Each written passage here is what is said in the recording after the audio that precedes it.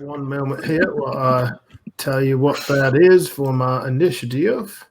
I rolled a 14. Oh, the British cowboy. Well, thank you, good sir. I'm a mix between Sean Connery and your average bear. A little bit of foghorn, leghorn thrown in there. Yeah, boy. I'll say, I rage.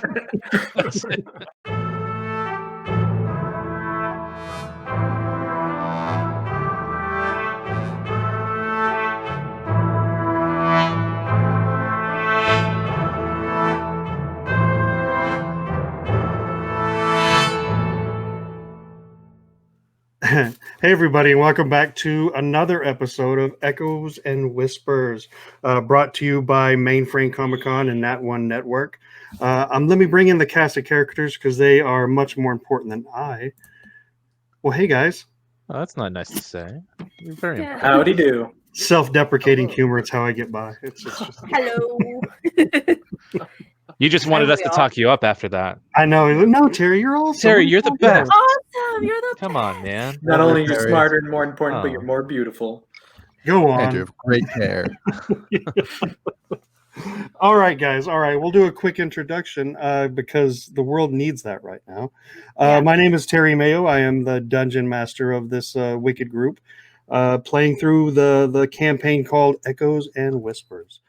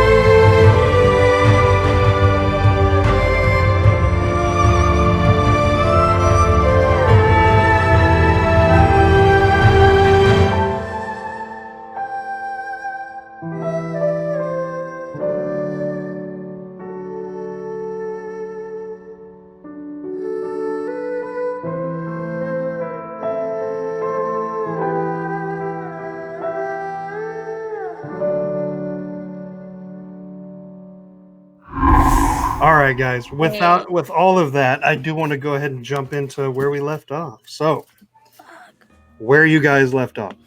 You left off in the city of Stonewall. You stopped off at the Choking Goat. Had a merry old time. Met some new friends. Shane, Stan, Jacob. Stan ran off before y'all could really form a bond. But Shane and Jacob, y'all became blood brothers until y'all's ruse wore off. And the fact came out that you were Echo Warriors. Periwinkle Leaf Shard came in and blew y'all's cover. And this is where we'll pick up. So, What's that? So Periwinkle comes in, announces y'all's affiliation. Out of the side, you can see that Barney is talking to the brother Jacob. Jacob is whispering in his ear.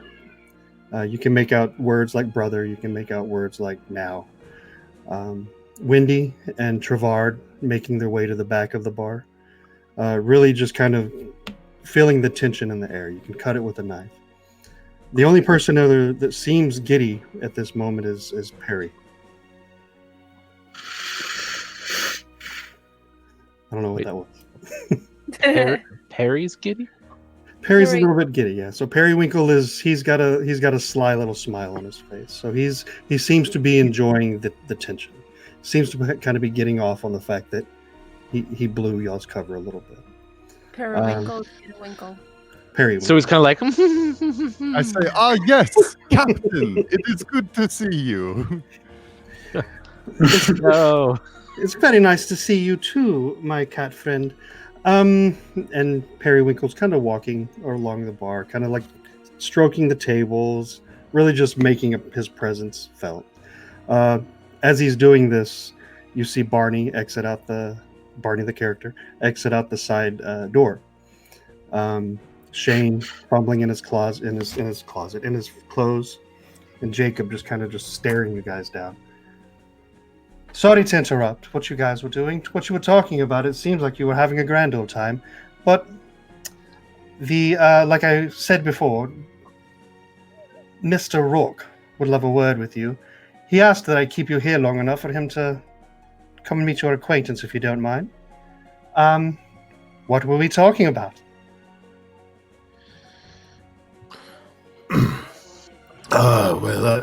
Again, I think we were drinking to Braun, right? Drinking to Braun, the true king. I don't know what they do. So Periwinkle's kind of still circling the table, and I lift my glass, my drink. Speak for yourself. I was listening to a great adventurous cat over here, who has a great story. He was sharing with us, and he was just getting to the end, and that story was getting really good. And honestly, I think you came at a perfect time, because where he's just left off, you don't want to miss this. I grab Moth and I say, I thought I finished my story. So a good story doesn't ever have a real ending. Periwinkle walks by Jacob, and Jacob, I'm quite surprised. Color me tickled almost. Last people I thought I'd see you with were Echo soldiers. What happened to your brother? It's turning the other cheek, my friend. I'll look at Jacob and I'll just be like, right, Echo soldiers. So, are you insinuating Periwinkle's got like... I'm insinuating that he doesn't know. That Periwinkle does not know that we're not Echo soldiers. I thought you meant that he was like, little... Maybe a little bit of that too. He might be as might. And then maybe depending on the way Jacob looks, like is he looking at me like he wants some? Jacob is steaming. He's mad. Shane, his hands are in his pockets. You can see that he's been fumbling around. Hands are still in his pockets though. Jacob is growling, basically just like, just talking under his breath like motherfucking that. Periwinkle's still kind of making the rounds. At the this table, Periwinkle just kind of sits down, pulls up a seat, and he says, "Well, do continue. I would love to hear the mighty adventures of Echo soldiers. It's not often that we see that type in this town, and it's honestly been a long time since I've seen any kind of action. Wouldn't you say, Jacob?" And Jacob again just growls. You know that Jacob, he cannot speak. No, it's Shane that can't speak. Oh. Jacob's fine. Periwinkle, you know that... Let me rephrase. My man Jacob is a bit at loss for words, I think, because he's surprised to find out that we are in fact maybe parts of the Echo, which can be surprising. I do think it's probably pretty surprising to find this out. Am I right? I'm motioning to Jacob. Pretty surprising, am I right? It's very surprising, yeah. After we shared drinks, you're gonna get what you have coming to you. I'm gonna reach down and grab my book, and I'm gonna open up to a page. I think I wrote something just for you, Jacob. Anger lay by me all night long. His breath was hot upon my brow. He told me of my burning wrong. All night he talked and would not go. He stood by me all through the day, struck from my hand the book, the pen. He said, "Hear first what I've to say. and sing if you the heart to then. And can I cast him from my couch, and can I lock him from my room? I know his honest words are such that he's my true lord and my doom. In a nutshell, Jake, how about you just don't be so angry? Is that what that was about? Being angry? I think sounded- so. Sounded a bit like erotica to me. Just a bit, yeah. Breath Well, if upon you don't your brow. appreciate I did my not know words, you were into that kind of thing, Moth. not necessarily the erotics, but more so the exotics. DM, I just want to sprinkle, I guess sleight of hand wise, like not being seen, sprinkle a little bit of magic-like powder on 3 pebbles. Okay. For it's basically my cantrip for magic stone. Okay. As Moth Preparing. finishes his erotica, you see the third brother enter through the back door. Stan is probably somewhere in the same age range as Shane. He's holding a crossbow, a short one. And he's kind of just scanning the room. He and Jacob make eye contact. Shane looks over at Jacob. Periwinkle's like, oh, what's going to happen next, I wonder? And with that, I'll get you guys to roll initiative. Ooh. First initiative of the campaign. This is exciting. I'm gonna say I call dibs on the twig. On the twig? He's super thin, right? Periwinkle? Oh, is he fighting too? I don't know if he's necessarily in the fight. I don't give a fuck, I want to kill him. Whoa. Just gonna attack him. I don't think that's the right idea. All right. Top of the order is going to be Mr. Josh.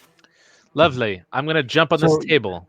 So just to set the scene, you have Periwinkle, who's still sitting at the table. He's just taking it all in.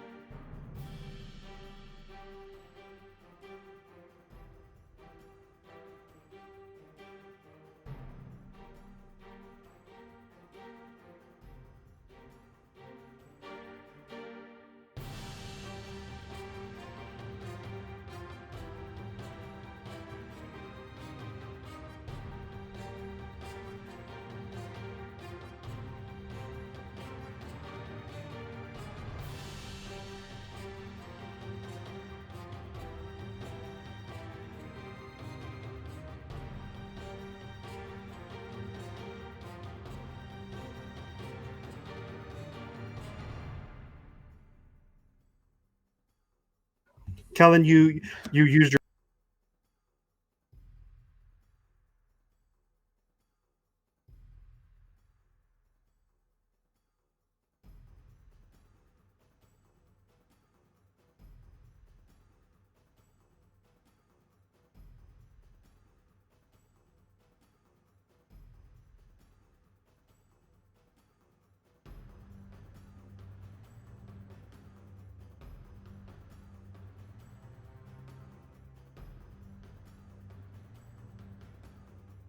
anything else you want to do?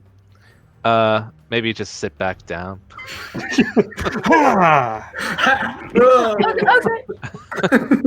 Are you gonna be sitting on top of the table or?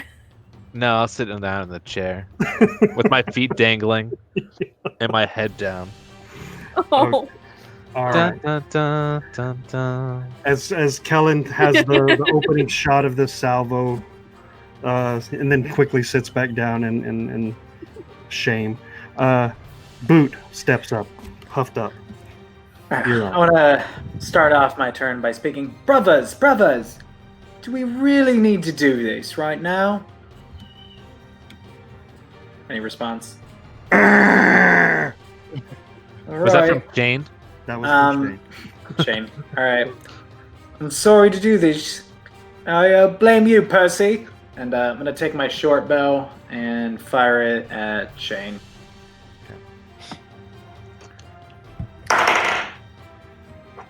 Ooh, got a not natural 20.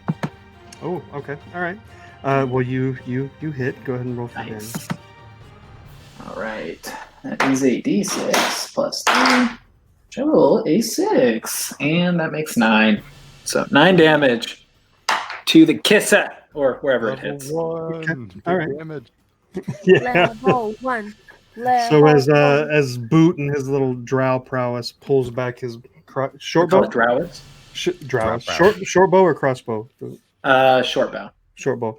As he lets loose with his short bow, the arrow flies this short distance across the room, slamming right into Jacob's side, Shane's side. Shane lets out this deafening just. You can see like where the tongue was cut. That's how wide his mouth is open right now. Little blood trickles from his side. Anything else you would like to do? Yeah, I'm going to bravely. I'm going to bravely say. Well, first off, I'm going to say, "You asked for it, mate," and then I'm going to bravely run to the corner of the room. Which corner? Again, bravely. Bravely. That's noted. I ran on mine. Did it not move on the main one? All right, let me refresh. But the corner there behind Caskola Leonel. Okay. All right. I don't know if it's sharing. If it. Yeah, Fred, I'm you know, refreshing. If you share the screen, does it not move or? No, it should.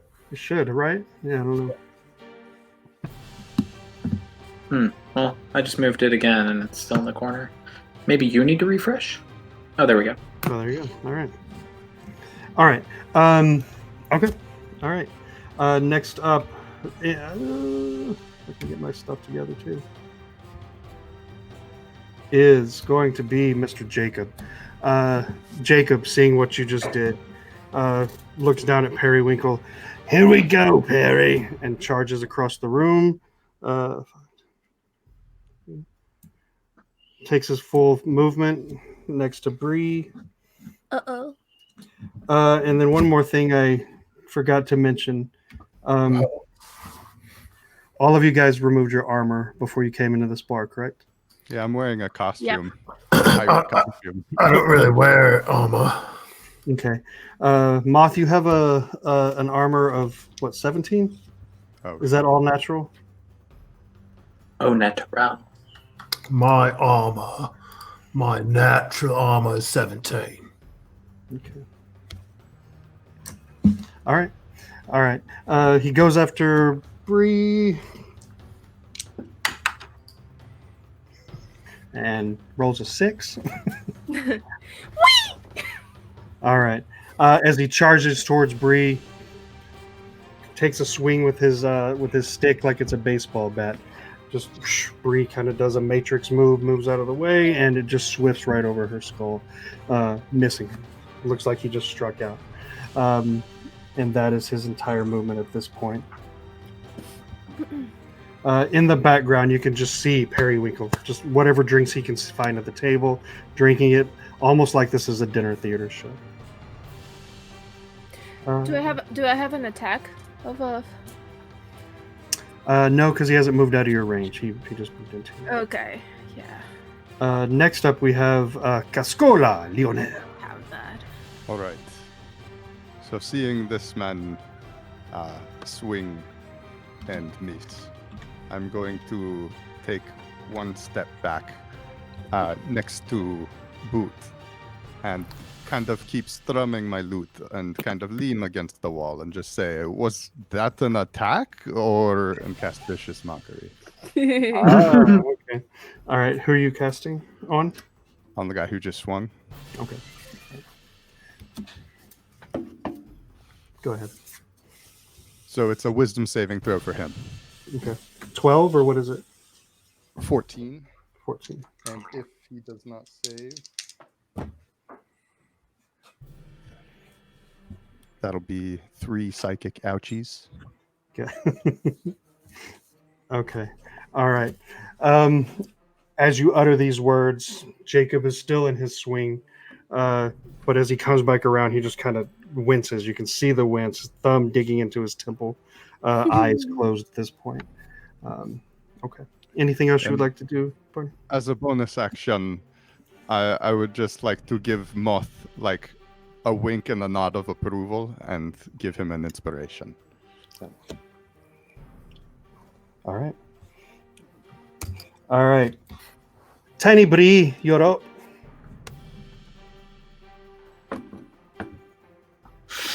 Is this guy distracted? Or he's engaged with me? He's engaged with you. Congratulations. I know. Oh no. No, that happens. Beautiful couple. sometimes. Beautiful couple. Actually, I want to run past him. I know. You want to run past him? Yeah, and I want to go to the motherfucker piece of shit here. What? Whoa. That just escalated. Even jumping in front of, on top of the table. Okay. At this point, you don't have any.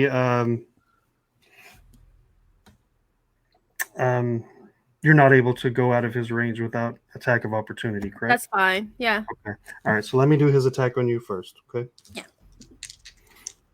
Did she also enter in the area attack of opportunity by the other guy too, or no? No, she just entered into their range. She didn't back out of their range. Okay. But she does get one by Jacob, and Jacob did swing, and he did hit. And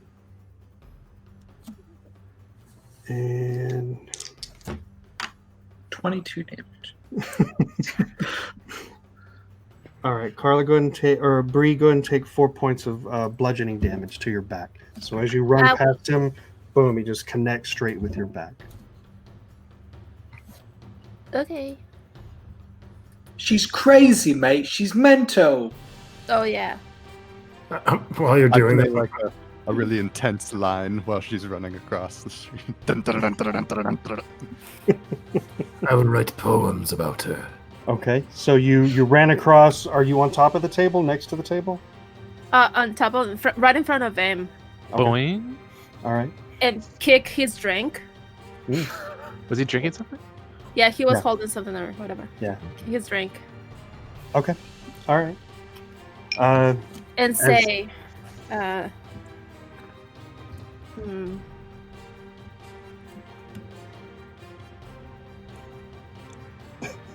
You don't fucking know who you're dealing with.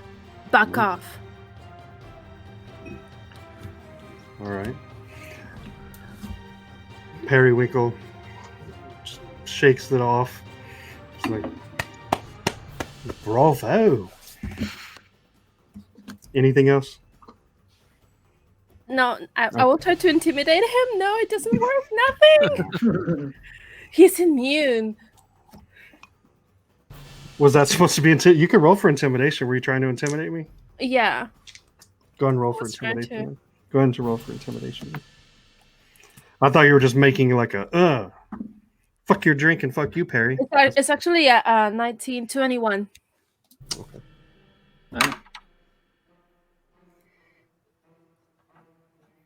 Okay. So still shaking it off, but he doesn't have any ad lib. You can not smiling, but just kind of shaking it off. And kind of backs up. Okay. Still sitting. Okay. All right. Next we have up Moth. I'm gonna look around the room. Which one of you don't have their thumbs? Are you Shine or is it you, Jacob? I forget. So yeah, you recall that Shane has no tongue and had no thumbs. He's the one that's closest to the table right now, right? This guy right here. You ain't got no thumbs. Well, guess what? Your stinking brother's about to join you with the No Thumb Gang. And I'm going to run over. I'm going to grab Jacob's arm, and I'm going to pull him over to the table. I'm going to pull out my hand axe. I'm going to come down right on top of his thumb. How much movement do you have, Moth? 30? I have 30. All right. So I'm going to try to animate this. I'm going to try to grab him and then pull him over to the table right in front of Homeboy right here. And I want to have him right here in front of Periwinkle with his arm stretched out on the table. And I want to come down with my hand axe right on top of his thumb. All right. Do me a favor and make a grapple check if you're trying to grab Jacob for me. You have an extra D6 inspiration. Ah. Okay, grapple. Would that be like, you want me to do strength? Yeah, please. Because we all know your strength is just crap. Your strength and your I'm going to use my inspiration as well. As strong as the moth, like they say. 14. Okay. Use your D6. That was with it. Level 1. Level 1. 14, I feel like isn't bad. So you were able to drag Jacob along with you, but it took your entire movement to do that, and it took everything out of you. He was fighting the whole time. Jacob's a pretty stout guy. Nothing compared to you, Moth, but he's a stout guy. Okay. Do I still get my attack or? No, sir. You got your grapple, That's you got your correct. movement, you got everything. I do get two. Well, I get 2 weapon fighting, so that's why I was wondering if that's an ability. You had to use one hand for one, and then right. Yeah, but I'm allowed to do 2. Took everything out of you. You have 2 weapons. All right, You do all right. grapple, and you So do- Exactly. your I 2 hit- weapon is 1 attack, but you don't get the 2 attacks. So you grappled, that was your action, and then you moved, dragging him along with you. So that's your entire action. Okay, so while his hand's kind of stuck on the table, I'm going to look right in Periwinkle. You're going to do this. I'm holding the axe. This is for you. You find this real entertaining, don't you, Periwinkle? Just as much as I find your stupid ass name entertaining, Periwinkle. So Periwinkle is still kind of looking at Bree, but then kind of looking at you. Periwinkle's life decisions, he may be thinking about some of them right this minute, but he's kind of just... Coming around. Okay. All right. Next up is Shane. Shane! So Shane seeing Bree right in front of him is going to take an attack at her. You see Shane comes out of his pockets with brass knuckles on both fists, and he is going to swing at you. Miss. Thank God. And you're at 10, right? 10 armor. And he gets you once. He gets me 1? He hits you once. Well, I'm Okay. 14, so maybe 10. Yeah, natural. 10. Okay. All right. I have yeah. So Shane, you're still kind of locking eyes with Perry and doing your growl. From behind you, Shane takes 1 swing. Must not have his footing because he completely misses you. Connects right in your ribs, and you take a whopping 1 point of damage. And he says something unintelligible. You can't make it out, but you can tell that it's not nice. Good enough. Okay. I swear to God, this thing is driving me insane. So, sorry, I got distracted. Mhm. I get 1? 1 point of damage. Okay.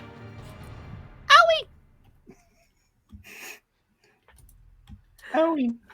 Yeah. Okay. Next up, we have Stan the Man. So Stan the Man from the back corner of the bar peeks his head up, makes his movement, and then Kellan, it was you who threw the stones earlier, right? Yes, Or that's the magic bullet.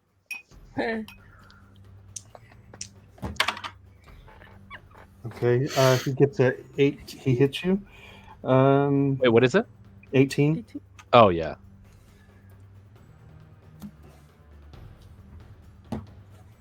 And you are going to take 3 points of damage from his short bow, okay? Oh, lovely. So or from his crossbow, sorry. Has it loaded, aimed right over the bar, right at you, lets it loose. It just flies, chink right in your shoulder. Okay. With that, he's going to finish his movement back behind this barrel. Did you have a question, Bree?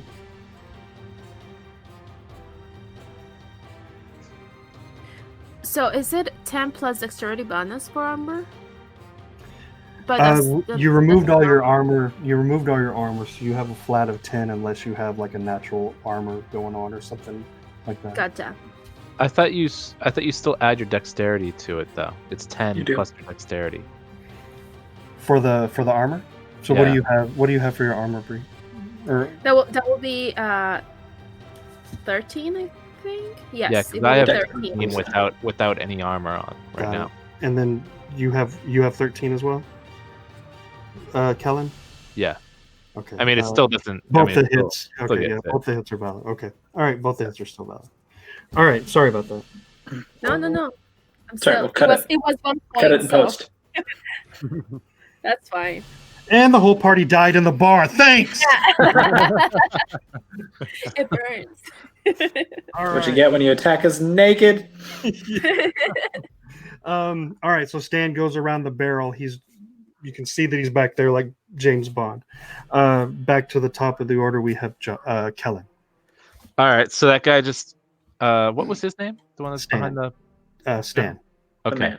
So I'm like, motherfucker. I'm gonna jump back on the table. This time I'm gonna use what's called catapults, which I'm calling my Gnome Cannon. It's basically like I can choose an item that's 1 to 5 pounds in an area of 60 feet, and I can make it launch a straight line to the enemy. Okay. So it's essentially almost like as if I took a whip and just like pulled it, and I did it toward the enemy. Why are you laughing? Might have been a Gnome Cannon. I can whip it good. Joke. Okay, Gnome Cannon. Go ahead. So I was thinking, like, is there something in the fireplace that's back there that might be like a pot or like a large item that is minimal, maximum 5? Yeah. So I mean, your basic stuff. So you have your iron kettle. It's probably pushing about 20 pounds. You have sacks of flour, sacks of grain, meat. There's lots of stuff in this bar that's ranging from 5 to 10 pounds. Bar stools, pitchers. So I'll take something that's like kind of behind, over by that fireplace area.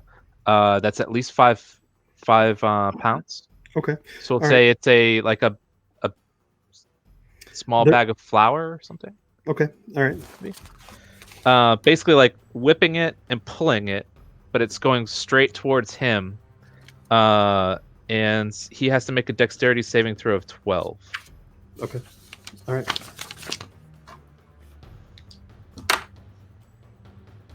All right.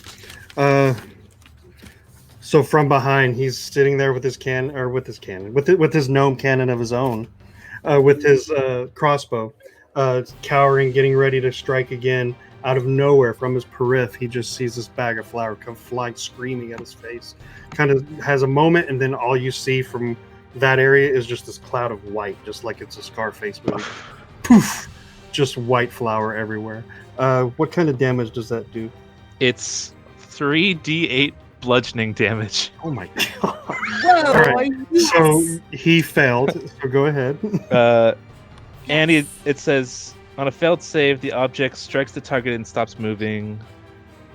Yeah, that's it. It's just 3d8s. So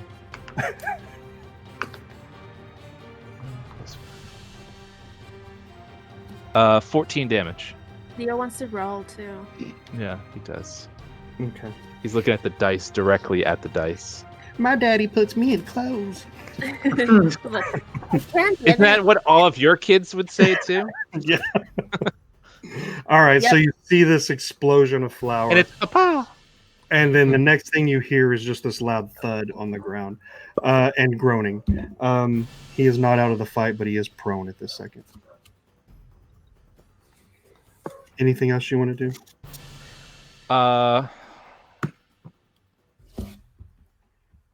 No, I don't think so. But I mean, like, I'm kind of. I guess I'll move behind in an angle. I don't have the. Come on, Leo. Let's see. Sorry. I'm gonna move my guy up over here, but more so like a little bit kind of behind, just kind of see what happened. Maybe Okay. one down. Did I get him? You got him. All right. Cool. All right. Next up, we have Boot. All right. I'm gonna maybe somersault forward behind the table there, notch an arrow while I'm down, pop up, and I'm gonna say, "Oi Shane, my review of you, 0 thumbs up." I'm gonna shoot my sneak attack. All right. So do me a favor. Roll for acrobatics real quick. Okay.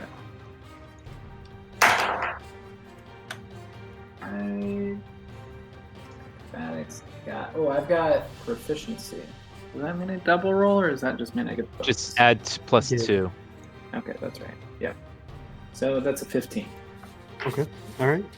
So you're good. You're looking sleek. And who did you fire at? I'm sorry. I fired it at Shane because I made my no thumbs up Yeah. insult. And the crowd went wild. Yeah, they did. I'm I'm using sneak attack, by the way, because he's in proximity to Bree. Yeah. Okay. So, All right. playing Bumblebee theme song. 12 to hit. 12. Okay. It's a good show, but the arrow just kind of soars right past. All right, I'll duck back down. I'll say nothing. I'll say nothing. Nothing. I want nothing. I will just duck down. Warning shot, mate. All right. Okay. All right. Up next is Jacob. Jacob the Slayer. Jacob the Fiend. All right. He is engaged with Moth now, and Bree. Periwinkle still with his arms up. Moth, when we left off, did you still have him grappled, or did you let go? He's still grappled. Okay. He's able to break free from you, and now he's trying to push you. Do me a favor. Roll for a strength check on him. He's trying to push you back.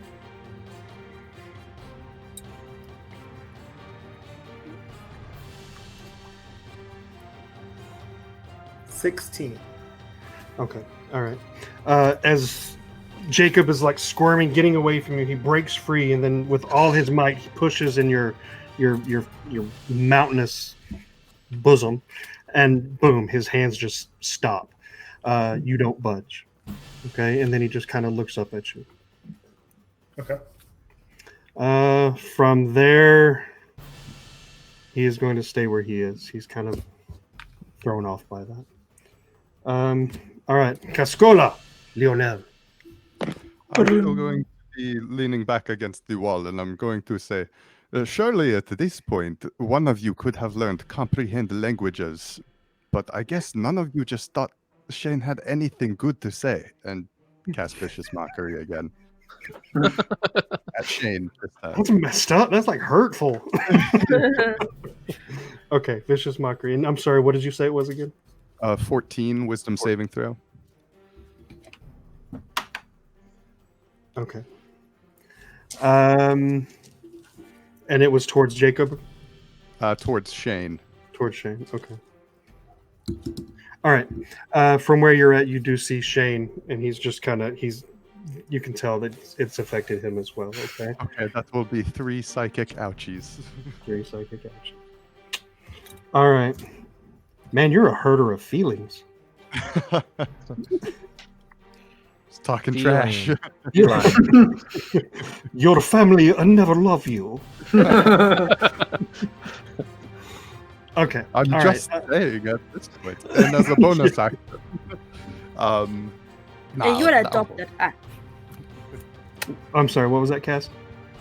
I'll just stay here. Just stay there. Okay. All right. Still playing the lute. I kind of like, giving the scene background music. All right. I'll keep that in mind. Bree, you're up. So this fella is engaged with our half-orc friend, right? Happily. Congratulations. Right? Yes. Okay, so I want to sneak attack him. Mm-hmm. That's I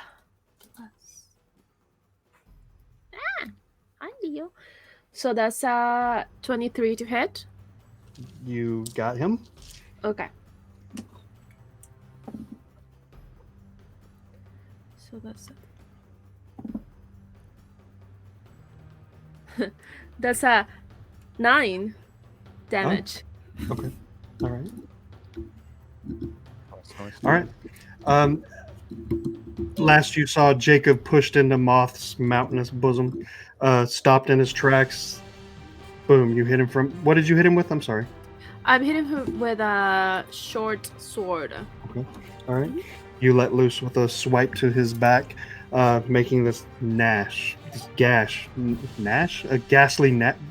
nasty gash. There you go. In his back, blood just spurting out.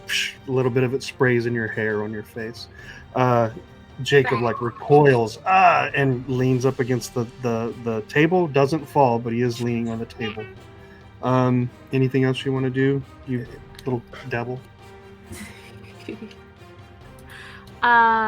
Yes, I think I have a bonus action.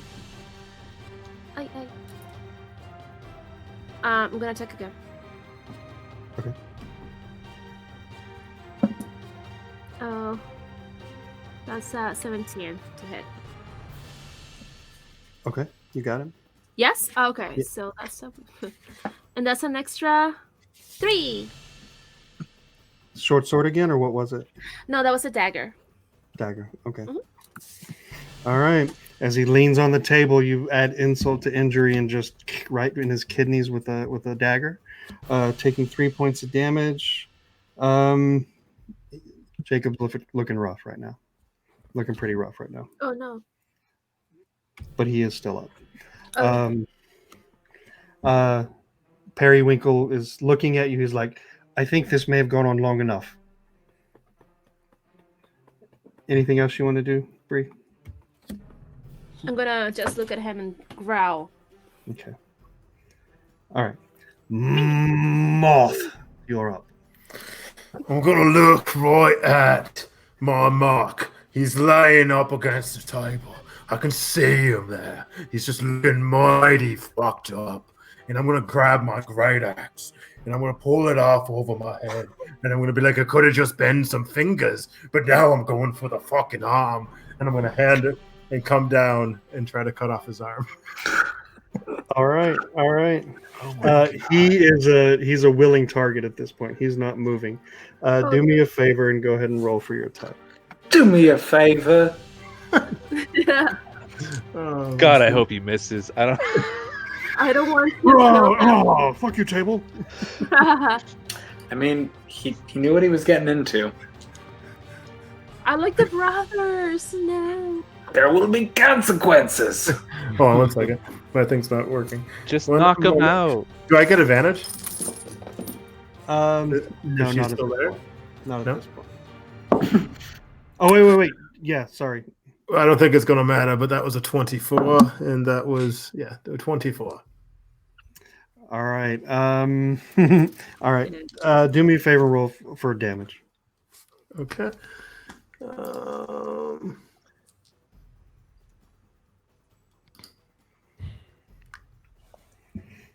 That is going to be 8 damage.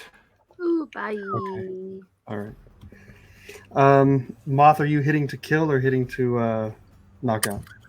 I want to cut off, like, from his elbow down, but I don't want to kill him per se. I just want to maim him horribly. You want to remember? You want him to remember this day? Live to remember. Trying to create supervillains. Okay. Oh, yeah. You did this to me. All right. So, as you draw your axe, your mighty axe, just a shadow cast over Jacob. He's looking at you. Wait. I do want to say this. Sometimes I have inspiration, and I wrote this for you. The smirk is thumb, hand and deep, but he has promises to keep. Tormented with nightmares, he never sleeps. Revenge is a promise a man should keep. If you would have said that before, I would have made you roll with disadvantage. All right, you let out your soliloquy. The axe is casting a shadow down on Jacob, and you let fly. And then throughout the bar, there's this echo, just boom, as your axe makes connection with the table. He looks down, lifts up his arm, but there, from like there down, it's just a nub. Looks down, and the rest of his arm is on the table. And Jacob passes out at that point. Boy. Fucking cripes. Oi, mate, you're gonna do that to somebody who's unarmed? Oh, fuck. I'm gonna put this there, but he's not dead. High five. Okay. Thumbs up. I'm going to try to pull my axe out of the table while this is happening with my foot and pull it over my shoulder, and like I'm holding it there and be like, I can kind of use another drink. Me too. All right, Periwinkle has realized the error of what's going on. He's like, friends, come on now. I think enough is enough. And your turn is over, Fred, unless you want to do anything else. Oh, wrong button. I was going to stand up onto the table, and I'm going to look over at his brother, be like, he has no arm, you have no thumbs, and if you guys don't stop this shit right now, your brother, who I can see over that table there, he ain't going to have a motherfucking head, so you should probably stop this shit right now. Roll for... okay. All right. Never mind. Okay. He lopped off an arm. That's pretty convincing. Yeah, I know. Shane is up. Shane... Everyone heard the thud. It was like almost sounded like an explosion went off. Next thing you hear is the brass knuckles fall to the ground. And Shane is just kind of standing there. And he's backing up towards the wall. So as far as he can move without moving out of attack of opportunity from this little demon here, he's just going to back up against this wall right here. And that is going to be his turn.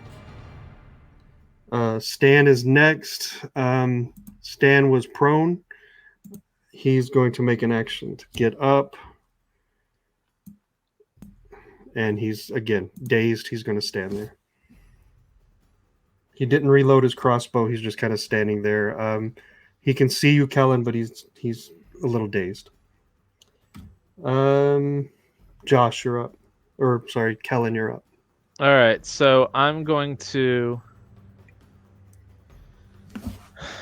run up top of this. What do we got here? I'm going to run up top here. And I'm going to hold out. It's basically an explosive device, or like it's actually a Molotov cocktail is what I've renamed it. And I'm holding it above both of these guys. And I'll just say, we can end this, or I can drop this motherfucking bottle on one of your heads.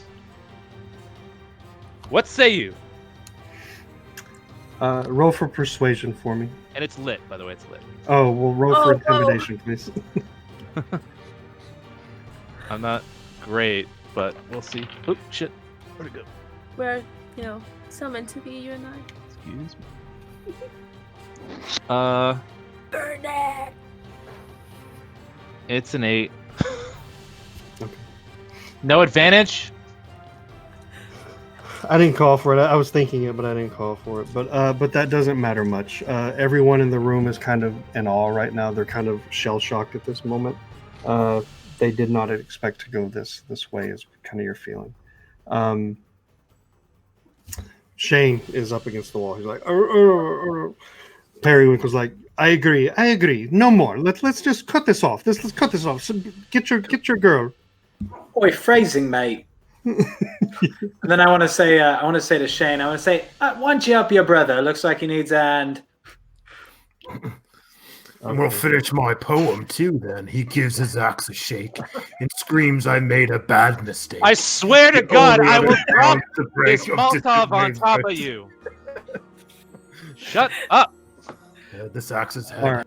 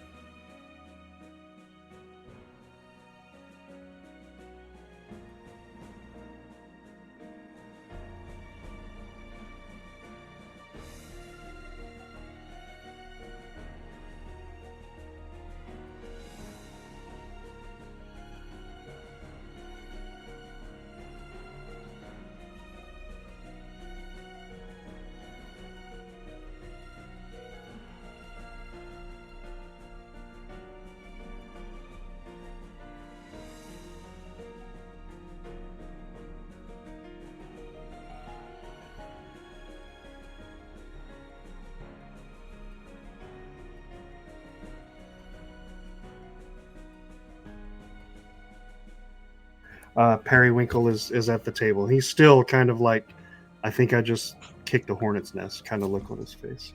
The figure at the door, just when Periwinkle told me there were strangers in town.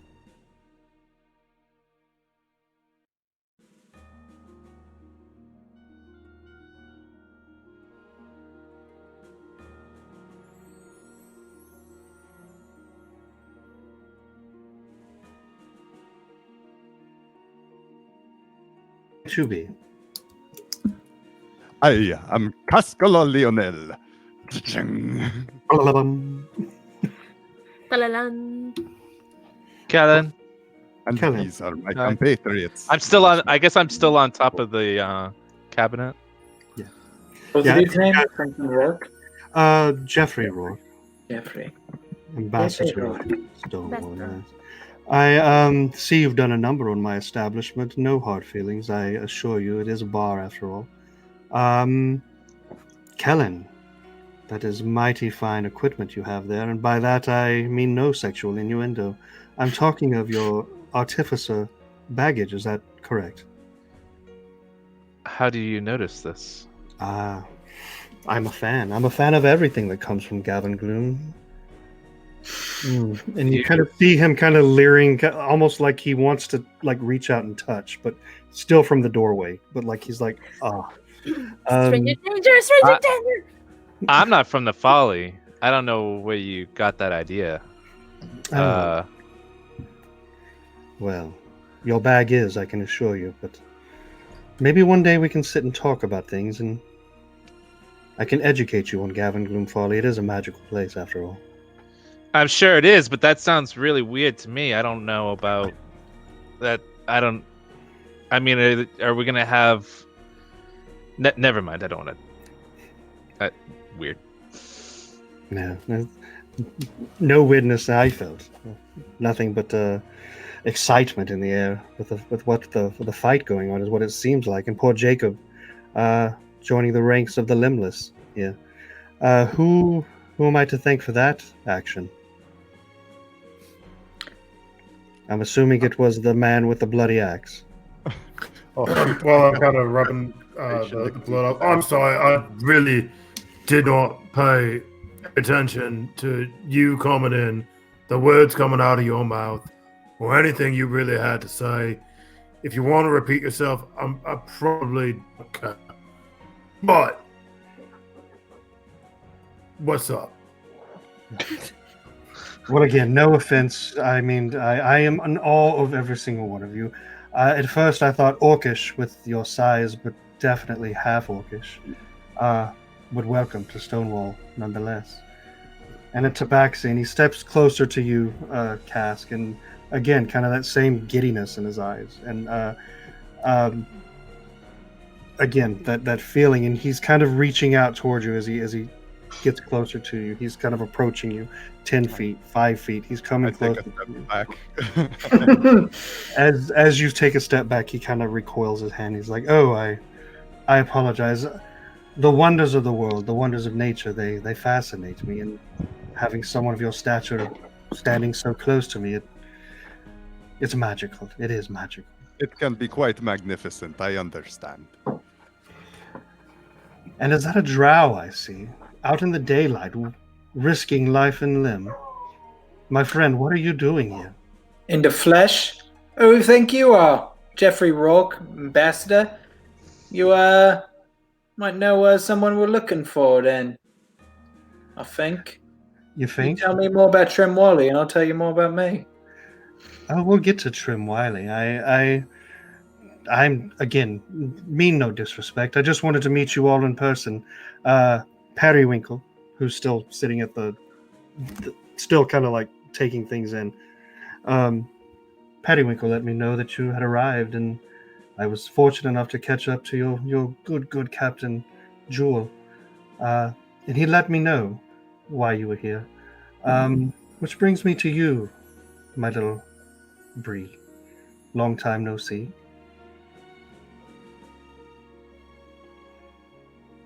He looks over at Cask and he's like, "Cat got your tongue, Bree." No.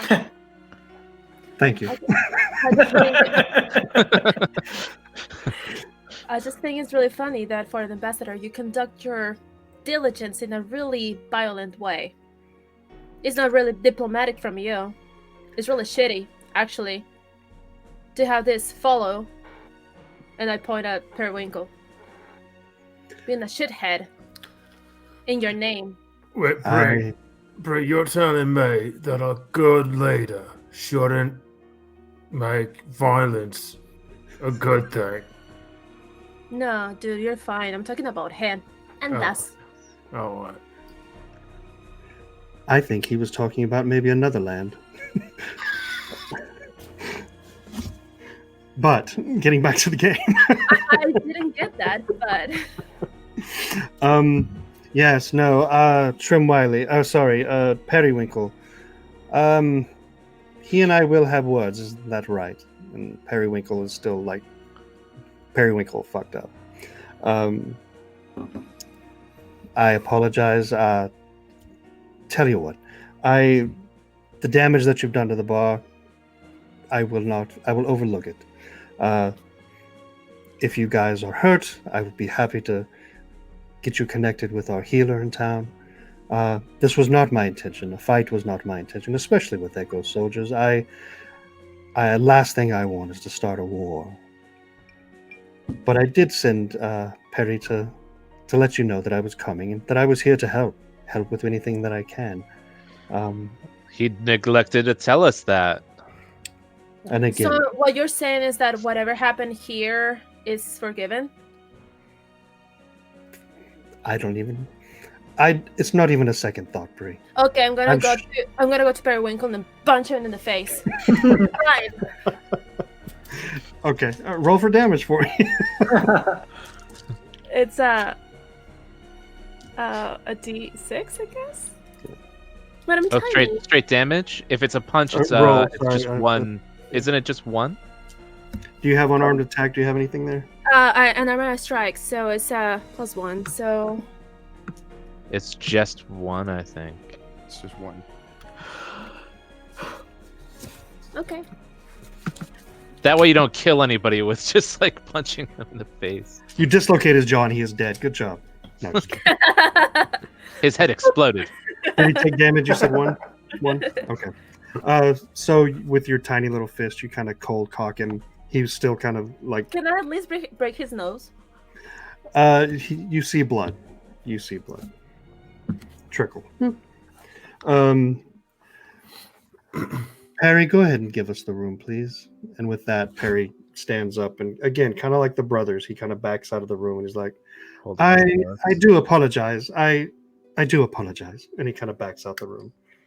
I'm so sorry. Hold your nose up. It will stop the bleeding. I'm gonna stand up and put my axe back over my shoulder. I'm gonna walk over to Cask. Can I call you Cask, or do you want Cask of the Lonely Alley? Oh, whatever suits you, my friend. I prefer to call you Cask. It just rolls off the tongue a little bit easier for a man of my sophisticatedness. But Indubitably. and I appreciate you. A true poet. Thank you. Some people appreciate it, others don't. And I look over at my very short. I'm still up top. You're looking up, right? Okay. So you're still probably looking down at him. I'm getting ready to light the Molotov again. I'm leaning up against the wall at this point, I'm like, do you love this guy? Me? Do I what? Do I like him? I mean, What? you get a weird feeling. I don't think he's my type. I mean, Like him or... I meant more like, do you get a good trusting sense? Well, to be quite honest, I am at a loss for words, seeing as you just cleaved a man in twain in front of me. Never quite seen anything like that before. That was an experience that I will bury very, very deep inside. Don't you, if anybody ever messes with you, Cask, I'll put him in a casket. Don't you worry about that, right here. Oh, I like that. I will give you the fist bump. I'll give him an elbow up. Yeah, let's see what this quack has to say to us to give us the room. All right, you got the room. Well, thank you, my half-orc friend. Captain Jewel, who I believe was waiting for you guys at the Midnight Inn, but I'm assuming since it's 15 minutes past 12 now, he's about 2 sheets to the wind, as he likes to say. But going back to Boots' question, Sorry, I don't know your name. I should have just called you Drow. Coming back to the Drow's question. Ambassador Trem Wiley. He does have a cottage here. I relayed this information to Captain Jewel. He hasn't been seen here in a while, but just in the last couple of days, there's been quite a few people asking for him, so it surprises me that King Danel would send Echo soldiers looking for him as well. Do you think you could tell me why? I'm surprised that Jewel didn't tell you. Well, I think Jewel started the party a little early before he got to the Midnight Inn, so he left a few details out. But he did let me know that Yeah, he's been drinking Bree- since we left. that's Captain I Jewel. say that when I take a drink. He did let me know that, Bree, you have a letter meant for Periwinkle. May I see it, please? Oh, right. Yeah. Let's give it to him. Okay. So he opens it in front of you and boop, I'll add Fred back. Do you want me to add you back, Fred, or no? I'm all right, I'm going to remove him. Boom. He went to go take another shit. So, as Jeffrey Rourke is looking at the letter, you can see that he's kind of... And then he folds it back. Well, if I had known that this was such an urgent matter, I would suspended the niceties. Bree, do you know where the windmill in town is? Do I know? You do. Yeah. Ambassador Tremwiley has a little cottage just behind the windmill. He hasn't been there in a while. But I have seen people sneaking around, poking around. None of my business, but at the same time, it would be worth checking it out, I guess. I do hope nothing foul has happened to our friend Tremwiley. When's the last time you've seen him? Can I... Last time I saw Tremwiley was 3.5 months ago. It's been that long. Yes, but that's not odd. He is a bit of a drunk. I'm sorry, you say drunk? Drunk. Accident. Drunkard? He likes to drink. Mm. He's a drunk that likes to drink, yes. And he just wanders. He wanders, and times are changing in Fair World, so accidents have been more prone to happen lately. More prone to happen to people who are obedient to the crown, then? Is that what you're saying? It seems more prone to happen to people that are disobedient to the crown. Disobedient. Speaking of accidents, what happened to the orphanage? That I don't know. I thought you knew everything about this town, being that you are so high-ranking in information, and your connections with your brother. I make it a point to know the things I find important, Bree, and I don't mean any disrespect, but the orphanage was never important to me. Of course it wasn't. Well, the cottage behind the windmill. Blum. I will go secure our supplies and make sure the horses are watered. I remember mentioned that the alleyway, it would be walking from here to the cottage, or can we travel by car? Yeah, you guys haven't seen it because you really only stepped foot inside of the city center before you got to the Choking Goat. But Bree, yeah, you know that it's 5-minute walk ish without the cart. I would like to ask a quick question to our friend. I think I'm gonna go with you to the car, just cause. But does our man have any family members that we might be able to ask about? Maybe where his whereabouts are, or the last time they saw him, or perhaps, just maybe a brother or mother or sister or Perhaps somebody. They are at his cottage that we are going to. Well, it sounds like no one's been there for a while. Do they have names? I guess is what I'm getting at. Moth, are you talking to the ambassador or Cask? To the ambassador. Trimwiley was a loner. He had a cottage. As far as I know, there were no friends or family besides his friends at the bar. If you could call them that. Do we know where any of his friends are? Any correspondence, anything like that? Like, I mean, if he's an ambassador, he's got to be talking to somebody, right? From what I can tell, the ambassadorship is more of a token for Trimwiley. He was the ambassador to Baran and tried his best to stick around with Danelle. For whatever his reasons, he chose to leave and hasn't been involved in the local politics. Between you and me, why are you helping us out? I mean, everyone else here in Stonewall, we have to hide the fact that we're Echo members and, change in the alley and then end up fighting them in the bar anyway. Right. So why are you helping us out? I don't have allegiance to north, south, east, west. It's one big land. I'm more of a naturalist, really. More of an adventurer, really. Back in the day, before King Baran arrived, this land flourished. And it seems as though the things that are destroying it are the things that are now populating it. So I don't hold any honor for that, if that helps. So between you and me, what's your take on this situation? Why did this ambassador up and disappear? I have no proof, but I believe he is dead.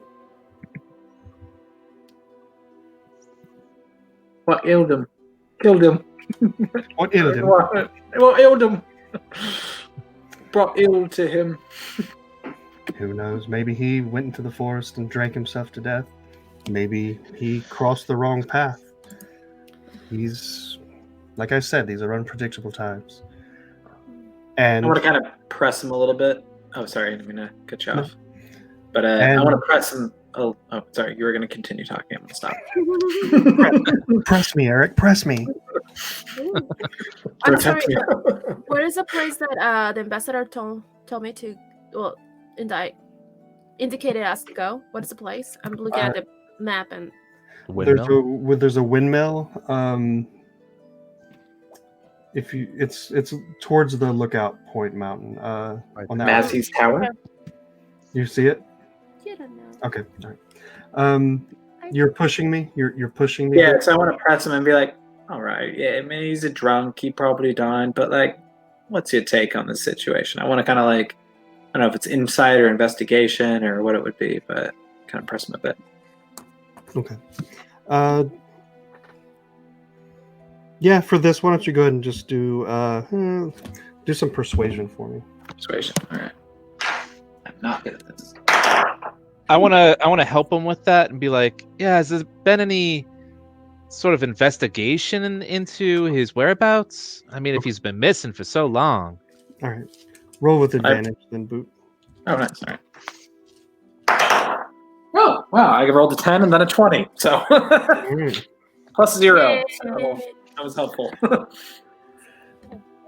I've said all along, I don't mean any disrespect. I know that you all have joined the Echo for whatever reason, whether it's patriotism or other reasons.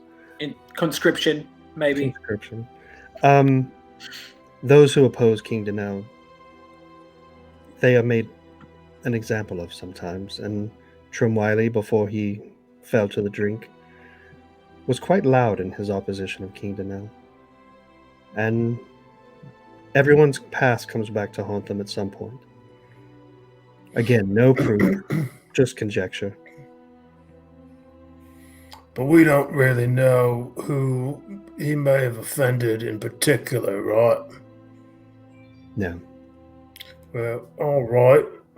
Hey, Cask, you want to go check on the horses? Definitely. Let's step outside, and I'm gonna kind of look down to the ground and kind of see a trail of blood as I'm walking out from the arm that was pulled out. Be like, look up at Cass and be like, that's quite unfortunate. I told him to put it on ice.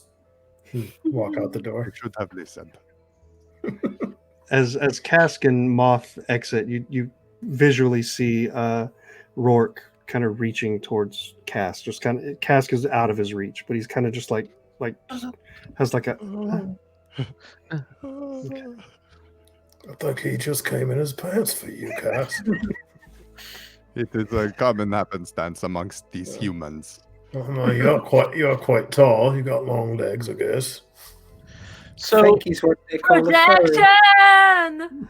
If the ambassador was speaking out against King Danelle, I mean, it feels like most of this town is speaking out against King Danelle.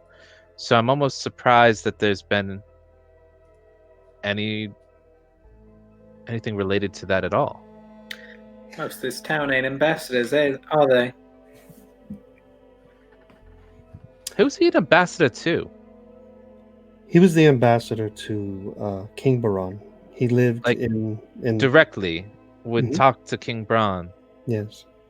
Tried his best to stick around for King Danelle. He is and was a patriot. Things change. All right. Well, I guess we need to go see more of this home of his, investigate or do whatever. Like I said, be careful because other people have been asking questions too.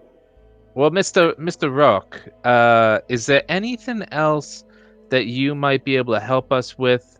You know, not just about the ambassador, but more so in day-to-day here in the town.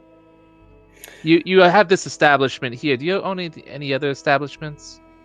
Well, I frequent my days at my home, deep in study, but I do travel quite often. So when I'm not here, I'm all across the country. I think I'm one of the rare few that get to travel freely through the East and West. As for Stonewall, it may have been a good idea that you took off your armor, but if you are going to start putting your noses in places, I might recommend getting some form of armor. How might we go about doing that? There are many places you can go shopping, but the best place, if you need repairs, if you need to alter your armor, I would go to Meep. We recommended him before. But we know that Meep is expensive, so we might need a line of credit. Meep be. I can tell you what. My man, Mr. Steele, he can assist you. When you're ready to cross that path, stop by my place. Bree, you know where it is. You know. Wait, what's that supposed to mean? I don't know. I know him, but I don't know. Sorry, it's Fred's reaction down there. I can't. Listen here, you guy. get around, right? But for now, I mean, you have so many things going on. I don't expect you to stop by and drink a cup of wine with me and Mr. Steele. But when you finally do, I'm sure we'll have a lot to talk about. But Ruby is waiting for you at the Midnight Inn. You have Trim Wiley who's waiting for you. This town is an open book for you. But when you're ready to meet Mr. Steele, let me know. Well, maybe whenever I come over. That's wicked forward right there.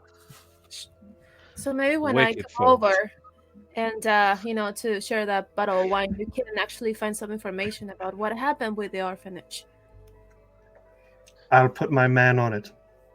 Nobody cares about orphans, right? So it won't be that difficult. I promise you, Bree, I meant no disrespect. It's just I didn't want to lie to you and tell you it meant something to me when it didn't. I know that you weren't, so that's fine. That's why I'm saying that nobody cares, so it will be easy for you to find out. I'll make it a top priority now. Thank you. So with that, Jeffrey kind of twirls He has a cane. I don't know if I mentioned that, but he does have a cane. But he doesn't really use Furry it. coat. Yeah. A pimp. He's got a pimp jacket on, top hat. I don't know if I mentioned any of this. You can see that he's not really using the cane, that it almost seems more ornamental to him. And then leaves. As he's leaving, he looks over at Kellan and he says, "And please do stop by as well, Kellan. I would love to swap stories with you." And kind of just keeps walking out the door. I'll lean over to Kellan and say, "I think he fancies you." Yeah, I think he's wicked into me. Should Kind of I wicked into take him up- everybody, isn't he? Should I take him up on that offer? Because I think it's weird, to say the least. Honestly, I'm a little insulted. I feel like, of everybody, he wasn't into me. I think he's a racist. I think he likes some short, maybe a little bit younger. Oh, he was big into the cat, though, wasn't he? Well, he likes it small and furry, apparently. He definitely has a type. You are neither, so you shouldn't be That's offended. true. All right, well, I gotta see a man about a horse. While I'm out, sorry, I didn't mean. No. So setting the scene, Moth and Cask are outside. It's just you three that are in the room right now. Wendy and Trevard have kind of making their way from where they were hiding from. You don't see Barney anywhere. You haven't seen him since he ran off to apparently maybe go get Stan. Wendy's getting a mop, water, hair's all tousled. Trevard is starting to pick up some of the flour mess that's been made. Not really talking to you guys, but they're back in the scene. Oh, can I say something to Cask outside? Sure, go ahead. Up to. So as I'm we're by the horses, I'm kind of like petting one of the horses. I grab my bag and I pull out this very long strand of hair, but the hair it looks almost like human hair, and I pull. It keeps coming out. It's pretty long, and it's colored from like teal to blue to green to like white, and then at the end there's a little bit of orange. Then I pull out my axe and I start tying it around the end of, or the shaft of my axe, at the top, right where the axe meets the shaft. I start tying it around right there. And I'm just kind of looking like, what you looking at? I start pulling like a rope with a bunch of colored flags out from my wrist, and it never seems to end. And it goes into the other wrist, and it just kind of keeps going. And I go, whoa. And then I say, what happened to the Midnight Inn and Bertha? Didn't we have so many things right now? It obviously. I don't know about you and your hair, but I think we should be checking out this village. Well, this isn't just any hair, Cask. This is my mom's hair. Or at least it's very, very colorful. Or at least get some money, because I have none. I have money. How much money? I got enough. I think I got at least Can 20, I see your 20. money? Yeah, I pull out my bag, but I'm like, it's really tight, and you kind of like, the hole to look in the bag is like this big. I see it. Yep. Well, let me open it up. You're not going to touch my money, are you? Well, I guess I don't really care if you do. I don't really have too much of it. If you want one, you can have one. I open up. There's like 20 gold pieces sitting there. All right. I stick my paw in and just whirl it around a little bit, but I don't take any. But just to answer your question, that was my mom's hair. All right. If you're curious. But yeah, no, I just thought it was weird that you were staring at it. Where did you get the scarf things? What the hell is that for? They're gone. Well, okay, so I think Illusions, Michael. I think we need to prepare ourselves, Cask, for what's about to come at us. I have a feeling we're going to get. You seem like you are versed in this battle. Well, I mean, you're pretty adverse with your words, I've noticed. Thank you, they are adverse. What I was thinking here is we should probably. I don't think the rest of y'all have any armor, so we should go to the armory, go to the house, and then. I can put on my leather armor and give myself a little bump. Take off my pirate costume. See, this eye patch covering my eye is fake. And I flip it up really fast. Why do you hide your other eye? It was a costume for the performance. But what happens if a bird comes from the sky from the right? Well, then I was inside, fortunately. This time there were no birds. But next time I will think, what if there is a bird that comes from the right? It's dangerous in certain parts of the world, Cask. Well, luckily, maybe you can have my right. I'm gonna rip off just a little tiny piece of the hair, like from the green portion. I'm gonna wrap this around whatever fidangly weapon you use. It'll bring you good luck. I'm going to put it in a little vial and cork it and save it for when I have a weapon that this will bring luck to. Thank you. This is a fine gift. I am sorry, but I do not have much besides my amazing presence to repay you. Trust you, I got more than I ever needed in my whole life. I got an axe. And you can see like the shaft is kind of carved. The wood in it is really intricate. And then the hair that's now wrapped around it is very colorful. And then you see around my sides like these two very ornate hand axes that are right there in this pouch. What more can I want? And if you listen, take this, and I give you one piece of gold. Buy yourself something nice at the store we go to. I will see if I can find anything. DM, so when we had armor when we first came to the city, but they had us take the armor off. Did they confiscate the armor? No. So just to recap, you guys chose to take the armor off when you arrived at the Choking Goat. Your armor is all black and white, the colors of the Echo army. Okay. So you guys chose to take your armor off altogether to conceal that fact. If you put the armor on back as is, then you'll be wearing the colors of Echo armor. It's common knowledge that you can customize your armor. You don't have to walk around in black and white. But right now, your armor is black and white. Okay. Cool. All right. So that was outside. What's going on inside? I think we're joining them at some point. So, I mean, at some point, I mean, I don't know how many of these I can do at one time, but I mean, would it be bad if I were to alter our armor? Do you guys think that would be bad? I do not see how. What you mean, like color? It is simply clothing.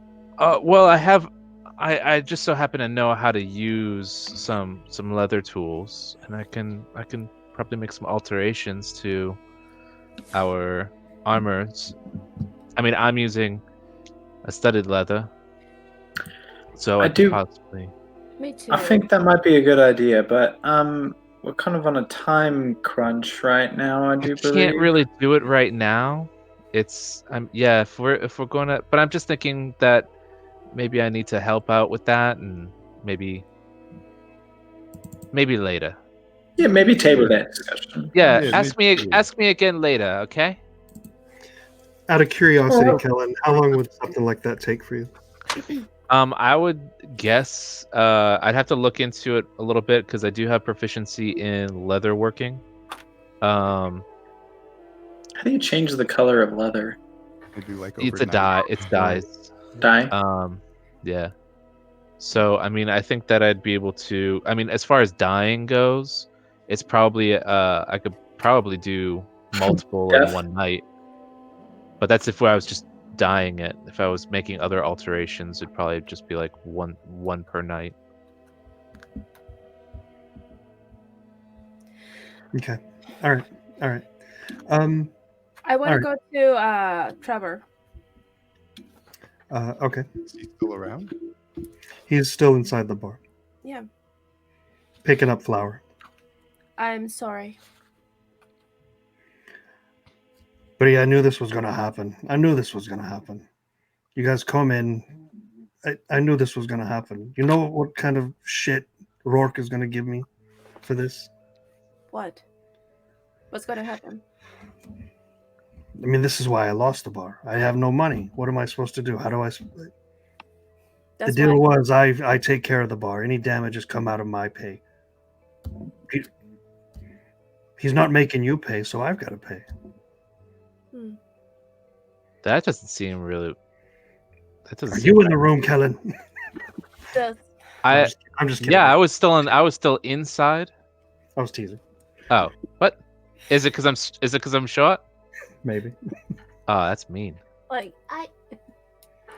Look, just do what you got to do. You can still have the bunkhouse. It looks like Jeffery has taken a liking to you guys for whatever reason, but again, nope.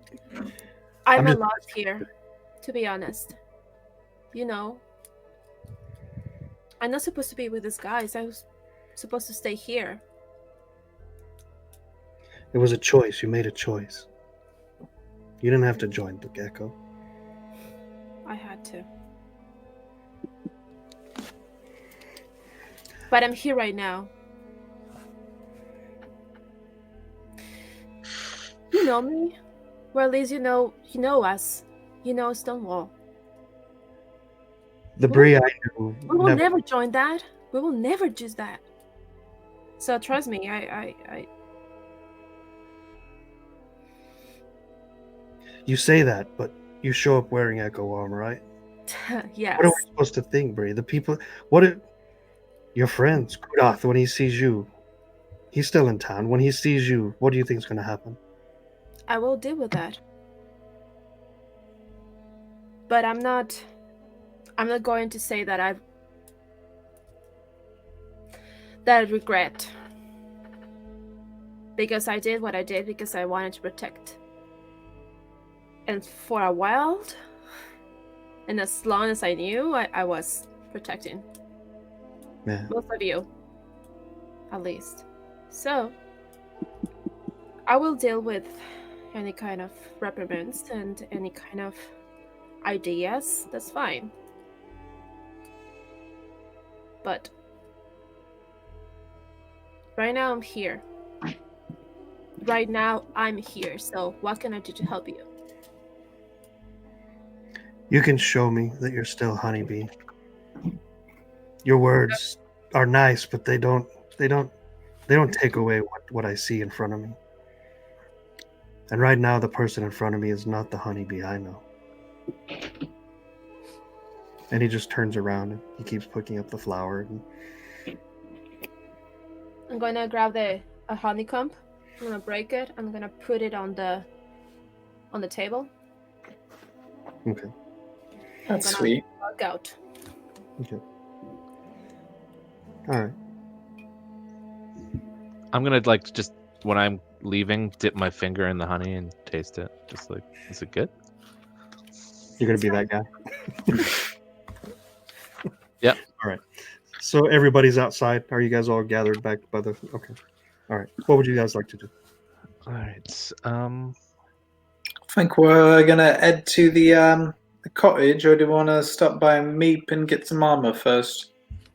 Should we maybe tell the captain about what we just found out? I don't really think Cotton really cares too much about jack shit, to be honest with you, and I don't think we're going to be finding him too much. He might be out at sea at this particular moment in time. It does seem like he's delegated his duties. You think he just abandoned us? Yes, that's what I'm saying. I think he doesn't really care too much, judging by the fact that he don't think us very, what was that word that he used? Actually, I wrote down here in my journal. Essential? Essential. He thinks we are non-essential. Non-essential. He's kind of a bastard, if you ask me, but he seemed pretty nice. But I think a couple of you might just need a little bit of armor. Am I wrong? Yeah. But I mean, we have our armor. We don't necessarily need more armor. I don't think we have enough money for armor. I mean, it's going to be like 40, 50 gold pieces. All right. Yeah, I don't got that either. Let's go to the windmill. Let's do we that. have a line of credit. I'll say the windmill. Cask, you want to go to the windmill? Do we I not So think have- real- that's nothing. We have a line of credit. How much got credit into do we have? Let's find out. I'm in the military because I'm paying off my debts, and I'm not really trying to rack up more. Then, especially because I already got some armor. I'll say I'm fine. Nobody's going to hit me anyway. Too quick, like the wind, like lightning. Like What a- if we just hide our Now- armor underneath some other a quick clothing? fix. Can we do that? But A shooting star. I mean, So I got my jacket. As you guys are talking, the time is passing. People, as they pass by, they do they're not eavesdropping, but they do hear bits and pieces of your conversation, and you kind of get double takes sometimes just based on conversation. But time is passing as you're standing there. Let's get moving to that windmill. What you guys think about that? I think why we get the started. windmill? Why don't we go to the cottage? Well, it is the cottage behind Windmill-Cottage. Yeah, Yeah, there's something. Cottage behind Cottage the was also a windmill. All right, news to me. They were Let's like go. together. There's a cottage and a windmill, but I think we'll probably see the windmill first, judging by the fact that it's probably more erect and higher than the cottage. So from a distance, when we're coming up, we'll see the windmill before the cottage. You think it's an actual mill? Like, are they using it to process grains? Are they using it to like pump water out Oh, the they ground? process wind. That is why it is a wind. oh my mill. god, men never ask for directions as I walk in. Follow me, guys. So as Bree starts walking, there's a Are we building walking right and in front. talking now? There's a well, she started walking. As you look at her walk, she's walking towards. Are you walking towards the windmill, Bree, or where are you walking? I'm walking towards the windmill, but I want to be as close as possible to the area of the orphanage, just to not to go in. I just want to see. Okay. As you see her going, there's a building in front of her. Right across the street from the Choking Goat is another tavern, and it's called the Blarney Snake Tavern. Blarney.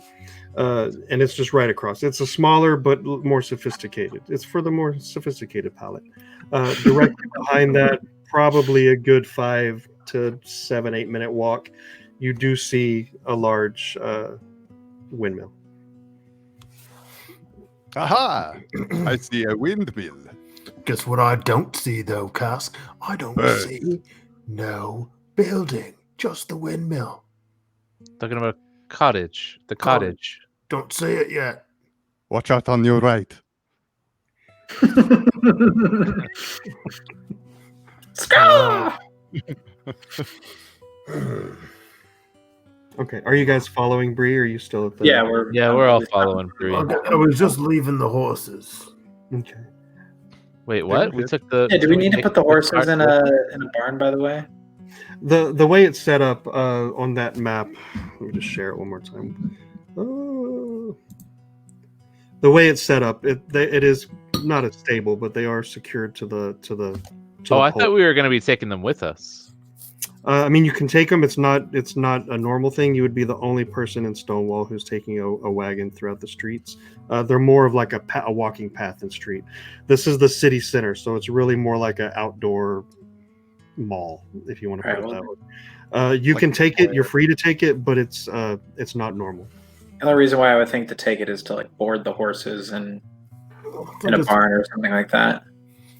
I guess if anybody touches our shit, I guess maybe I'll have to wield my axe again and chop chop. Yeah, because we have all of our stuff in there. If I known that we had left it, I probably would have just, given some silver to the bartender, and, like, Yeah, that's take good. care of the horses for us. We got some stuff in there too. Bree, Okay. you know that it's rare that anybody really messes with Jeffrey Rourke or his property, if that means anything to you. Don't worry about it. Oh, it'll be fine. They You think sure? we're well. They think that we're rogue people. So far we have like a green light. Let's put it this way. I don't understand the reference. Well, you know what it is. Like they put like a green like flame to go, and then a yellow flame to be like wary, and a full stop is like stop hand, right? You never seen that? Okay. No, but you're blowing my mind right now. I do know. I wish I grew up on these streets where people would leave their wagons unattended with all their stuff in it. Would have made my life as a little mangy orphan on the streets a little bit easier. Anyway, you guys, shoot! I'm gonna start breaking off and do a jog a little bit and be like, "Let's get moving. I want to see this damn windmill and what it actually blows. If it's gonna be grain or if it's gonna just be the wind. Let's find out." Green half orc. Is everybody walking in the same direction? yeah, we're going. Yes. It's not about. Skip to the end. It's not about safety. Well, Some windmills more don't actually make winds. The winds propels the propellers. What? And those turn that wind into What? energy. And that energy is used to mill things. It can be really anything. It could be grains, it could be wood, it could be a lot of other things. Wood? How's it going to do wood? Oh, for cutting wood. Hey, It'll power use the windmill. it can power a saw Energy. for a windmill. Immediately, and you can hear me yelling from like 50 feet in front of him, "Will you shut up and just come this way?" We are walking that way. Well, I just thought that it might make sense to educate our fellow travelers, but I am Well, fascinated. you are so brilliant, aren't you, with your big brain of yours and your tiny body? Okay. the brain's not the only thing that's big. Oh lordy. Also, the ego. As you guys are getting closer, you see that this windmill is pretty. It's in its day. This windmill was probably a pretty magnificent beast. It's a little bit run down. This side of Stonewall, even though it's still noble, you can tell that this side of Stonewall city center is being a little bit neglected. The windmill still functional, still spinning, but you can see that it's missing tiles. It's missing like a fan blade. But still, it's pretty imposing as you come up to it. It's cast a large shadow. You're maybe about 200 feet away, give or take, 200 yards, sorry. And you're seeing that there is someone roaming around the windmill. To the right of the windmill, a small cottage. The cottage itself is a cottage only by name. It's more of a shack, really, built of pieces of wood. It is really eccentric. It sticks out like a sore thumb compared to everything else that you're seeing in the city center. The man at this point doesn't see you, but you do see him. And like I said, you're about 200 yards away. I am going to cast Disguise Self and make myself look like Go on. Jeffrey Rourke. Okay. All right. Nice. And so I'll cast that and I'll expend that spell slot. Okay. If you guys keep walking, then as you get closer and closer to him, 100 feet, 100 yards, 50 yards, so on, he does look back. He does see you, squints. And how long does your is it indefinite? How long is your No, your disguise? for 1 hour. 1 hour. Okay. Until I I'm drop. gonna look over at Cask and be like, "What the flying hell? How the fuck did you get here?" Oh, he's in here? Wait, were you looking? No, you weren't? When you disguise yourself? I thought you were like way I thought behind. he was ahead. Oh, Yeah, me? I thought that you were Oh, yeah. way ahead of everybody. I thought we all caught up to the windmill. Sorry. I interpreted that you guys were all together. Sorry. Well, in that case, Oh, I'm then, not yeah. jogging Oh, with in them. that case. Well, I no, have- I I have short- jogged and I have short okay, legs. so I Right. jogged and Confused. stopped, and you guys caught up, right? Yes. I have You what? really short legs, bro. Okay. It So took we're a all moment. together, and We you got just there. you guys Put fell. your We're shoulder in. together. And I look behind, and I see you. Where the fuck did you? How did you just get here? What the fuck? I put my arm over his shoulder and I say, it is me, Kask. How? Prove it. I give him a wet willy. As he does, I look down his sleeve, and I can see like little handkerchiefs down here. Like, it is you. It feels like a claw a little bit because it's just an illusion. It wasn't the wet willy that gave it away. Okay. As you guys are approaching, you see the guy look over the shoulder. As he finally connects the pieces that he sees Jeffrey Rourke approaching. I'm gonna reach out like I'm gonna touch him, but I'm not gonna touch him. Okay, you can before you get close enough to do that. He's like kicking hay. He's furiously kicking hay towards this cottage, and he's oh, Mr. Rourke, I had no idea you were coming this. What are you doing here? Honey. I know. sorry. Yes, remind me your name again. Oh, Nero, sir. Nero, yes. We're looking into the whereabouts of Mr. Tremwally, and I have hired these assistants here to take a look at his cottage and this wind machine. Oh yeah. Oh. Tell you what, and you can tell that he's like fidgeting. You can tell he's nervous. He's kind of standing in a position where it almost looks like he's zoning you out. He's blocking something. But he's like, well, Mr. Rook, I don't even know what to say. I haven't seen Tremwally in a long time, but I do. And he kind of takes your hand and shakes it a little bit. And you can tell he's struggling. You like kiss I it. don't let him touch my hand. I don't let him touch my hand. So he reaches for your hand, and he's completely confused at this point. You can tell that he's got that mixture of oh fuck, I'm caught. So what are you doing here? Tremwally, he pays me to check in on the place from time to time, but everything's fine, so I should probably go. Hey, if he, so can I?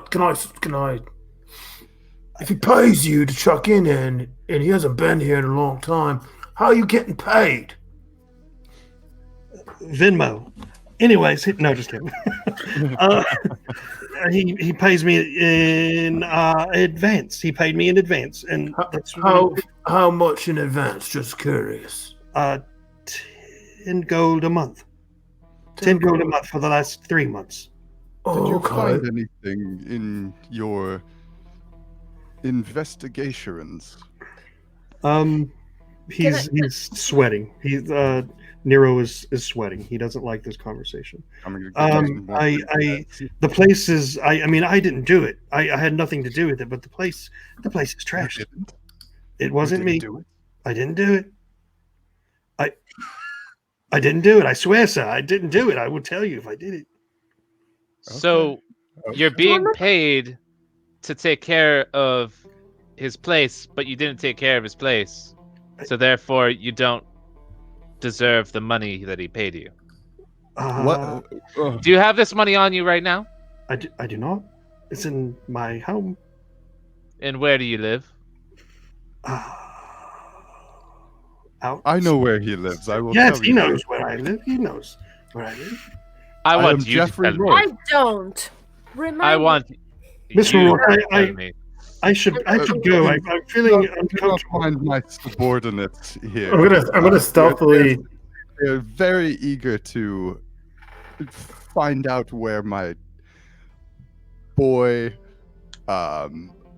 Meidelstruff, what was Tremwally is. While he's talking, I want to stealthily move behind and around and behind this fellow, and I want to have my great axe out, I'm gonna And give I him wanna like be- a little subtle. and I want to be petting the hair on the axe, and I That want to sounds tap like him. Stealthily. Not Stealthily. very stealthy. But I don't want him to He's notice that I got.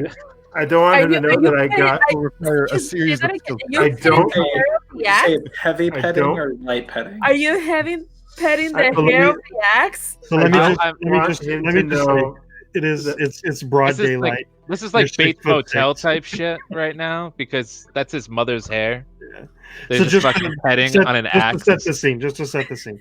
It is broad daylight. You're a 6'6" half orc, and he's in fight mode right now, so he sees everything. If you want to try to move stealthily, you can try. Oh, okay. That is I going guess to he's not the smartest then, is he? be a No, 23. he has a high intelligence. 23. Did you roll with the disadvantage or no? No, but I can. And 6. Nope, and 7. But I want to get behind him and like kind of be over his shoulders, like with this axe, and like kind of like. See if you get that far. So it's kind of like a Looney Yeah. Tunes. Okay, Okay. so, Alright. so Fred, are you gonna be quietly or loudly petting your axe hair? It sounds so bad. That's what you said. That's what you, your axe hair. that's what he said. So I'm You're holding the my axe and I'm going like No, this right now. So, Okay. All right. So while you are doing this, this is sounding really great in your mind. What you're doing, as you are moving past him, almost in a cartoon fashion, with your huge body to sneak. He has his eyes on you the whole time, and as soon as you take out your axe and start stroking it, I'm sorry, Mr. Rourke. I'm sorry, and then he just takes off running. You are dismissed. Why are we letting him go? Moth, what the fuck are you thinking? That was Fucking not. loony, man, you're all. daft. Can you We got stop nothing going on in here. stop Like, petting your happening. axe hair? Uh, Just stop petting stop playing with your axe hair. I feel like I missed something. We could have figured out what he had learned while investigating this house, and now we have to do it ourselves. Instead, we got Moth trying to pretend that he's a like little a rogue sneaking around. He's fucking 6'6". Are you kidding me? Yeah, but try to understand. I grew up in the wilderness and I'm pretty adequate with sneaking around. Yeah, a It's fish about out of water, mate. Wilderness. This ain't your wilderness. It's a Well- completely different thing if he's staring right at you and then you just try and sneak around him and he's just still staring you down. What wilderness are you going to that does that? I think honestly, I thought That was still brilliant. works. So as you guys are Just I thought that think- was brilliant. I will never Just think forget that. before you act. I think it was great. I As thought you he was guys just are- a little distracted at the moment. It as was you guys are sitting there great. debating this outside of the cottage, Cask, do me a favor and just roll for perception, please.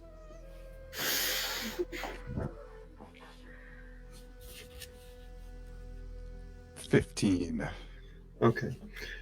Your feline ears, through years of like being able to play music by ear, you're picking up what sounds like a piano key, like ding, ding, ding, coming from within the cottage. And you feel like a whoosh of air push out from the entrance that you guys are standing nearby, followed by this small cloud of dust. And that's what you notice. I am still. I have not dropped my illusion yet, so I still look like Mr. Jeffery Rourke. But I will, as that's happening, I'll kind of nudge whoever is close and say, "Did you hear that? Did anybody else hear a piano? Who's closest? Who is closest? Moth would have been closest to you. I don't know what a piano is. Moth, it sounded like a bird, and it was coming from that door. Like a caw, Like a plunk. like a pluck, like a chicken or a turkey. Like a Are you really, saying there's someone really inside? young. Can Yeah. I make a history check, please? On Sure. on pianos? No, on Let me get about Yamaha. sure. Now on the person that left, I want to know if I knew it from before, or if I know this area, if I know any urban legend or anything like that. Yeah, you do know the Windmill. The Windmill was a hangout for like troubled souls. So not really affiliated with like the Thieves Guild, but more like in the shady side of town type thing. People would go there to do dirty deeds.